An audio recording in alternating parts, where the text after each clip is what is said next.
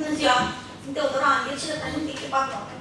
La început, drogul a fost considerat a fi materie primă de origine vegetală sau animală, cu ajutorul căruia se prepară anumite medicamente. Ulterior, s-a considerat că drogurile sunt produse naturale sau sintetice. În primul rând, ar trebui să facem o distinție clară între drogurile ușoare și cele sintetice. Deci această distinție, pentru simplu fapt că se vehiculează ideea conform căruia consumul de droguri ucide. Ei bine, nu e așa. Într-adevăr, consumul de droguri grele cauzează dependența și într-un timp destul de scurt moarte, datorită reacțiilor foarte grave ce le provoacă la nivelul creierului și al organismului. De aceea, am fost și voi fi întotdeauna împotriva acestor droguri. În ceea ce privește însă drogurile ușoare, efectul lor este unul halucinant. De aceea mai sunt numite și droguri halucinogene. Ele nu creează dependență. Nu pot să includ toate drogurile în aceeași categorie și mi se pare complet aberant să stigmatizezi o substanță din cauza alteia. E ca și cum spune că berea și acidul sulfuric sunt ambele băuturi care afectează sănătatea. E un grafic pe Wikipedia care poziționează marihuana, care este dependență, pe același nivel cu cafeaua, care este asupra sănătății, e cu mult sub tutun și alcool. Știind și că fumatul de tutun dăunează sănătății, știind că poți să devii alcoolic și să bei, să ajungi la niște scandaluri, crime sau accidente. Dar totuși acolo nu sunt legale. Ba chiar există și reclame pentru ele. Din punct de vedere economic, un stat nu are de câștigat din legalizare, nu are decât de câștigat din legalizarea distribuției de droguri. Este vorba de o economie subterană care are și la suprafață. Să ne gândim la TVA-ul pe care consumatorii de droguri le-ar plăti la stat, plus marja din profitul pe care comercianții le-ar face din revânzarea lor. Motivat de dorința de a obține venituri cât mai mari, traficanții de stupefiante nu se siet să atragă consumatori în săvârșirea unor asemenea fapte ilicite. Astfel, ele oferă gratuit dozele necesare propriului consum, în schimbul vânzării unui anumit număr de doze. În acest moment, numărul consumatorilor și implicit al clienților lor crește. Fenomenul drogurilor este unul complex, cu implicații în plan medical, psihologic, social și juridic, dar implicarea tuturor actorilor sociale, care au atribuții în aceste domenii, pot fi obținute rezultate în reducerea cererii și ofertei de droguri. Politica de legalizare a consumului de droguri are efecte benefice în sensul în care consumul a scăzut considerabil, iar rata de mortalitate corelată cu consumul de heroină s-a înjumătățit în ultimii 10 ani. De exemplu, în Portugalia, drogurile sunt tratate ca o problemă medicală și nu una legală, iar în Marea Britanie 100.000 de tineri sunt arestați anual pentru probleme legate de droguri, iar 75.000 dintre aceștia au dosar penal, ceea ce le afectează ulterior viața socială și capacitatea de a călători liber în alte țări. Printre principalele motive pentru legalizarea drogurilor ușoare se numără și următoarele: creșterea transparenței comerțului și o bună controlare a acestuia, reducerea cheltuielilor publice asociate cu combaterea traficului de droguri. Nu se vor mai cheltui banii contribuabililor pe un război împotriva drogurilor, care până la urmă nu au niciun rezultat notabil. Legalizarea drogurilor ușoare va atrage cu sine reorientarea consumatorilor către acest tip de droguri, reducându-se astfel consumul celor mai periculoase. Scăderea criminalității asociate în prezent cu traficul de droguri, scăderea prețurilor drogurilor odată cu liberalizarea pieței. Aceasta duce ca resursele financiare ale distribuitorilor să se diminueze. Și odată cu acestea, se reduce și violența asociată cu piața neagră a drogurilor. În țările în care consumul de droguri ușoare, ilegalizat sau bine reglementat și acceptat, se observă o scădere a ratei criminalității legată direct cu traficul ilegal de substanțe de acest fel. Nu este niciun motiv să credem că același lucru se va întâmpla și în societatea românească. Mulțumesc! Mulțumim și noi. Mă întreabă concurenții unde este al treilea jurat. Vina mea, am uitat să îl prezint, deși nu mai are nevoie de nicio prezentare, domnul decan Gabriel Ispat. Îi mulțumim că s-a alăturat nouă astăzi. Desigur, am spus și la început că acest proiect concurs se desfășoară sub egida Facultății de Drept. Urmează concurentul de la echipa contra.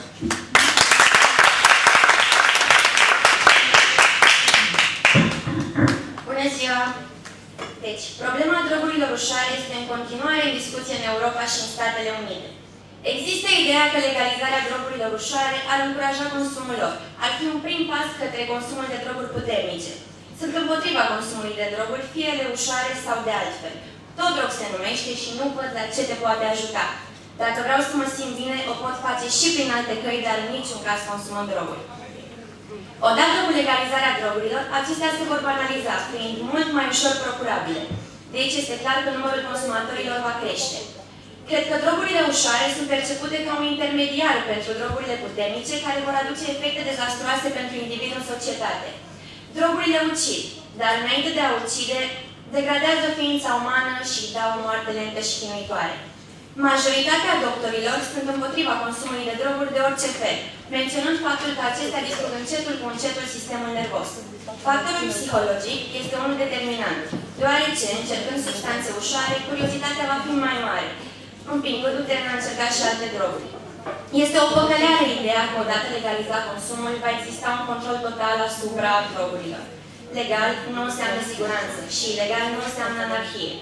Dimpotrivă, ele vor deveni mult mai accesibile și consumul lor va crește. Unul dintre beneficiile legalității drogurilor este faptul că nu se permite achiziționarea lor de către majoritatea populației și de aceea numărul celor dependenți nu este foarte ridicat. Răspândirea va fi de nestăpânit. Să ne gândim doar la fenomenul cafelei. Cafeaua a fost odată, se consuma în doar câteva regiuni din Arabia. Astăzi, din perspectivă economică, este cea mai tranzacționată marfă din lume. În aceeași logică a veniturilor, și instituția statului va deveni interesată de taxele percepute de la companiile multinaționale. Consecințele vor fi mai mult negative decât pozitive. Statul va trebui să aleagă între venit și sănătate publică. Soluții universale nu există, însă se poate face ceva. 1. Se poate face o educație timpurie a sănătății cu efect asupra copiilor. 2. Restricțiile, întărirea legislației. 3. Responsabilitate socială. Responsabilitatea cade în seama tuturor, a soțului, a vecinului, a prietenului, în seama fiecărui cetățean, dar și a statului. Statul care, prin Constituție, este obligat să ia măsuri pentru sănătatea publică. Articolul 34, alineatul 1, spune că dreptul la ocrotirea sănătății este garantat. Este mult mai ușor să eviți orice fel de drog, să eviți orice contact cu orice tip de drog, decât să suporți consecințele dependenței cu toate aspectele ce derivă din acestea. Într-adevăr, drogurile le pot face să scape inhibiții. Astfel, apare riscul de a face ceva ce poți regreta mai târziu, jafuri, chiar și crime. Consumatorii devin dependenți de vise frumoase și sfârșesc la spital în comă, dacă nu la morgă. De ce? Din cauza curiozității, a anturajului sau doar a ignoranței. Sunt puține șanse să mai aibă o viață normală, chiar dacă renunță la droguri. Doctorii spun că ai nevoie de cel puțin 2 ani ca să te vindești complet, dar asta numai în cazul în care tu o vrei și ești dispus și ai voință. Nimeni nu se poate vindeca în locul tău. Tu ai de ales. Extazul durează puțin, coșmarul durează până la sfârșit. În practică, cel mai mare pericol este acela că utilizatorul nu va mai avea bani pentru a-și plăti viciul și nu va avea un mod de viață normal. Astfel, el se va da bătut, intrând într-o lume dominată de droguri, unde crima și prostituția sunt singurele modalități de continuare a vieții. Apoi, consumatorul de droguri devine nu numai o persoană nefericită, ci și o problemă socială. Drogurile afectează viața a milioane de oameni în fiecare zi. Dar, în primul rând, afectează viața copiilor și a adolescenților, a celor care au nevoie de sprijin și îndrumare și care, în lipsa acestora, aleg să ia pe calea greșită. Mulțumesc! Mulțumim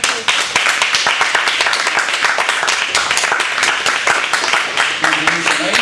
La rândul a doua, ia cuvântul jucătorul de la echipa Pro. Bună ziua! În primul rând, aș vrea să vin cu a combate argumentele pe care echipa adversă le-a adus în temă.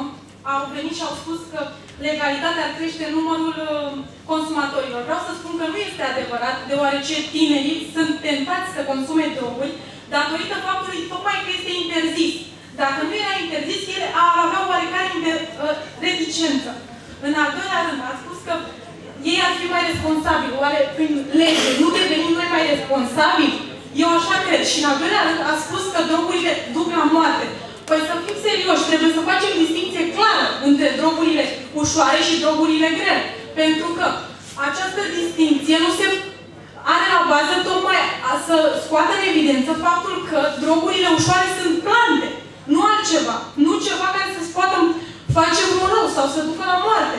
Din contră, în ceea ce privește dependența, nu putem spune că ne duce la dependență. Oare nu suntem noi dependenți de calculator, televizor?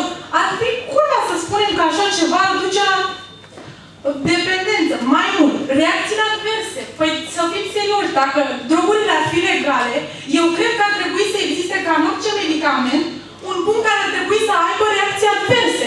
Și până și medicamentele care au reacții adverse spun că există posibilitatea să apară și alte modificări care ar putea să aducă și alte nerămuriri. Și vreau să-i întreb pe cei de la, mă rog, dacă s-ar putea, dacă ei știu de legea numărul 143 pe 2000, care are la bază tocmai interzicerea drogurilor ușoare, și vreau să spun, eu sunt de acord cu legalizarea drogurilor ușoare, dar sunt de acord să se ducă la capăt, să fie egalitate între cetățeni. Și dacă acest lucru se poate duce la realizare, nu înțeleg de ce un om care este consumator de băuturi alcoolice își plătește singur cheltuielile în comparație cu cel care consumă droguri care sunt suportate de stat. Acest lucru este verificat de articolul 28 alineatul 3 din această lege. Și nu în ultimul rând, aș vrea să spun că s-a făcut un studiu în Franța în care a spus că mai mult de jumătate de tineri au fost consumatori de droguri. Ce ar însemna? Că toți acești tineri să fie arestați sau închiși, ținând cont de faptul că problemele sociale sunt atât de diversificate și poliția ar trebui să aibă alte priorități, este absurd să credem așa ceva. Plus că 42% au considerat că ilegal nu înseamnă inaccesibil. Și în al doilea rând, în București s-a realizat un studiu și au spus mai bine de 42% din bucureșteni că ei ar putea să-și procure aceste droguri în mai puțin de 24 de ore, cu toate că ele în momentul actual sunt ilegale. În Elveția, de asemenea, medici din Olanda au cerut legalizarea drogurilor ușoare pentru pacienți. Și la noi, în România, este posibil acest lucru, ținând cont de faptul că bolnavilor în ultima fază de cancer îi se oferă morfina. Dacă ar fi așa de grav, oare s-ar mai folosi? Și în ultimul rând, aș vrea să spun că nu tot ceea ce este moral este și drept. Aceasta a fost prima afirmație pe care am auzit-o când am venit la facultatea de drept și acum i-am găsit aplicabilitatea. Și așadar, dacă autoritățile publice amestecă potirele morale cu ale dreptății, provoacă un multiplu stres social. Funcția legii este de a crea ordine între oameni, nu în ei înșiși. În societate, nu drogurile sunt răul social, ci tâlhăria, violul, omuciderea.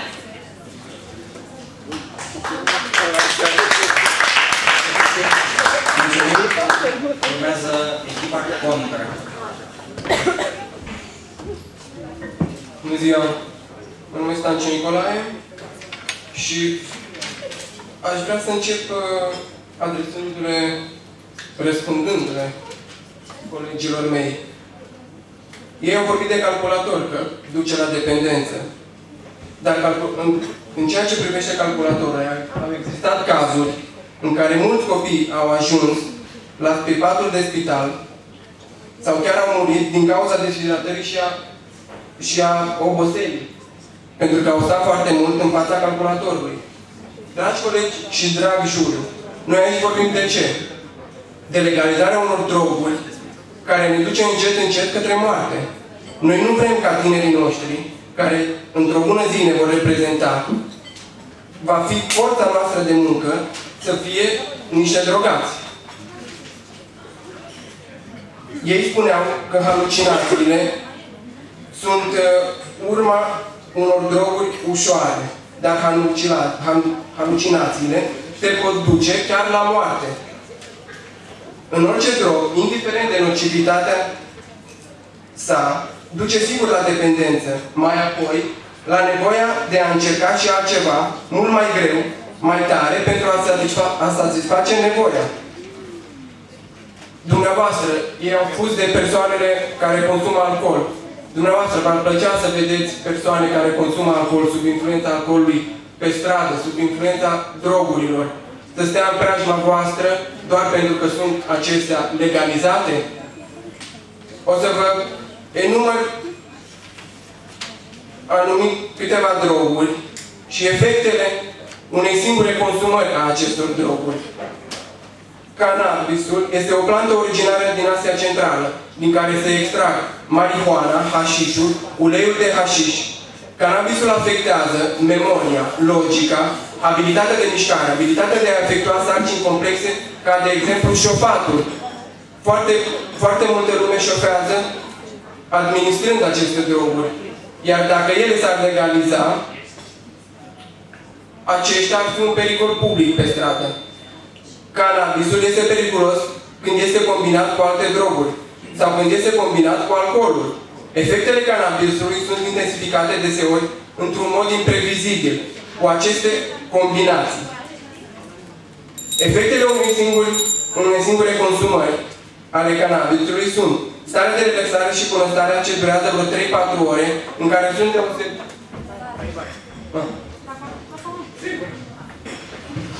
Dacă drogurile au același grad de periculozitate ca și alcoolul, de ce sunteți de acord ca alcoolul să fie legal, precum și cafeaua, cum a spus colega, și drogurile nu? Dați-mi un motiv. Nu am spus că alcoolul... Nu sunt pro-alcool și contra drogurilor. Eu am zis doar faptul că nu vrem să vedem aceste persoane pe stradă, în jurul nostru, dar pentru că drogul este legalizat.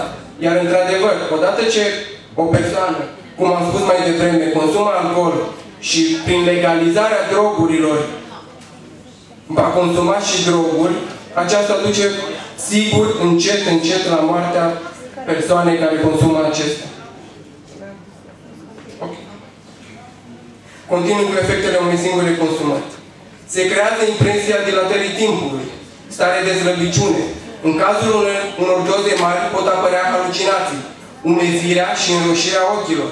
Crește apetitul, senzație de uscăciune în regiunea cavității bucale, tahicardie, absența inhibițiilor, scăderea capacității de concentrare, tendința de a vorbi și a reda mai mult decât în mod obișnuit, pierderea capacității de coordonare, concentrarea atenției spre un singur lucru, ignorând totul în jur. Pericolul unor doze mari este detașarea de realitate, schimbarea rapidă a stării afective la sentimentul de concentrare la anxietatea sau panică, imagini înșelătoare, pierderea identității, fantezii, halucinații sau imagini distorsionate. Vreau să vă mai spun că legalizarea acestor droguri nu va face nimic altceva decât să crească consumul, încurajând oamenii că nu sunt atât de nocive pe cât par. Vă mulțumesc!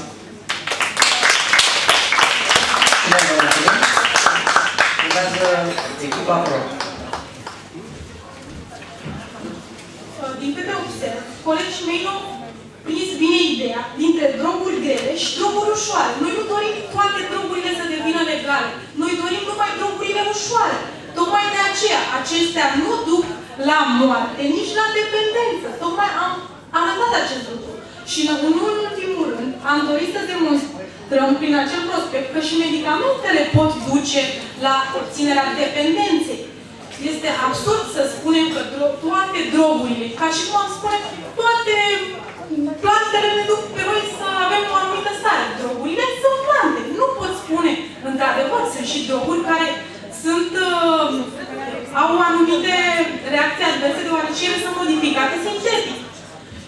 Nu în ultimul rând, aș vrea să mai adaug faptul că marihuana este o plantă și face parte din categoria drogurilor ușoare. Nu în ultimul rând, încă o dată aș vrea să spun că este absurd să spui că cineva care are tendința să consume alcool va fi tentat să consume și droguri. Nu poți face această legătură și să nu luăm în vedere faptul că unele din persoane trăiesc cu ideea că plăcerea este scopul suprem în viață și fiecare poate să își ducă la îndeplinire ceea ce vrea în viață. Nu putem interzice. Da. Dacă s-ar legaliza consumul de droguri ușoare, tu te-ai droga? Argumentează-ți răspuns. Păi, după cum am spus, o întrebare și chiar pertinentă. Fiecare om în viață are propriile concepții. Nu poți să-i spui tu cuiva să facă un lucru. De exemplu, mie îmi place să, nu știu, să stau pe calculator, cu toate că nu-mi place. Dar dau exemplu ăsta. Asta nu înseamnă că și tu, dacă ar fi legal sau ilegal, poți să faci același lucru. Nu, dar poate că da, dacă nu se știe niciodată, nu poți să spui niciodată să nu spui niciodată. Știi cum se spune? Mai știi ce te apucă la o anumită vreme? Așa că...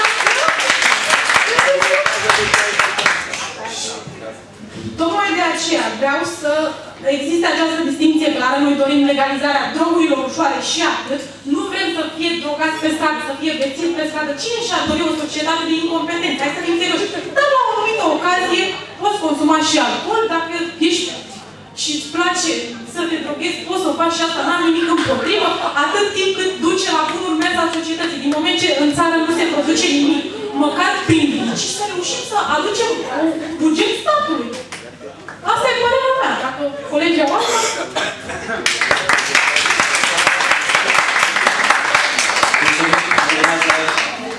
Echipa contra. Deci, dacă se numesc droguri ușoare, nu înseamnă că ele nu sunt dăunătoare. Cum am mai spus, mulți încep de la așa zisele droguri ușoare și apoi se trezesc dependenți. Nu văd ce satisfacție sau ajutor îți pot da drogurile. Pentru ce să încerci? Pentru ce să ajungi în situația de a încerca un drog ușor cu iluzia că nu îți poate face rău? Îți poate face rău. Orice drog îți poate face rău. O să vedem copii de 12 ani fumând iarbă pe stradă. E absurd. E vorba că oamenii trebuie să conștientizeze pericolul, indiferent dacă acesta este legal sau nu. Tinerii, în special, trebuie să conștientizeze că drogurile dau dependență, că drogurile distrug viitorul. Nu este nimic cool, nimic trendy în a fuma iarbă sau a consuma alte droguri. Mulți tineri au droguri ușoare, fiindcă trăiesc cu iluzia că ele nu pot face rău, că lor nu o să li se întâmple nimic și, dacă prietenii lor nu au pățit nimic, nici măcar ei nu o să pățească. Asta e total fals. Organismul nu poate rezista doar cu doze mici. Asta se întâmplă în cazul fiecărui viciu. De la droguri ușoare se face tranziția spre cele tari. Se știe deja că consumul de cannabis crește riscul unor boli psihice grave, care nu mai trec pe urmă chiar dacă nu mai consumi cannabis în viața ta. Dar cea mai bună mărturie despre schimbarea propriei vieți o pot da persoanele dependente. Ele pot mărturisi cum buna dispoziție și eficiența la muncă le-a dispărut și, în schimb, drogul le-a oferit probleme psihice și de relaționare socială. În cele mai triste situații, datorită supradozelor, apare decesul. Calculele pe plan mondial indică un număr de 200.000 de decese anual cauzate de consumul de droguri. Numărul se crede a fi însă subestimat. Drogurile nu vin singure, ci aduc cu ele și necazuri. Alte cercetări recente indică o legătură strânsă între consumul de marihuana și schizofrenie. În cazul unor intervenții chirurgicale de urgență, acestea vor fi imposibile, deoarece corpul trebuie să fie întâi dezintoxicat. Ar trebui făcut un studiu de caz într-o familie unde copilul sau un alt membru consumă droguri și să întrebăm: sunt ei fericiți? E traumatizant? Sunt ei indiferenți? Trebuie să aflăm în mod practic efectele drogurilor, nu doar ideologic. Poate că la întrebarea cât de ușoare sunt de fapt drogurile ușoare, ar trebui să răspundă persoanele, din ce în ce mai numeroase, care ajung la urgență sau la spitalele de psihiatrie și care după doar o doză sau doar o țigară descriu stări de delir, halucinații, atacuri de panică și groază. Întotdeauna avem de ales. Astfel, cred că întrebarea nu este legalizăm sau nu consumul de droguri ușoare, ci avem nevoie sau nu de astfel de substanțe. Și așa cum spune și citatul, mens sana in corpore sano. Mulțumesc!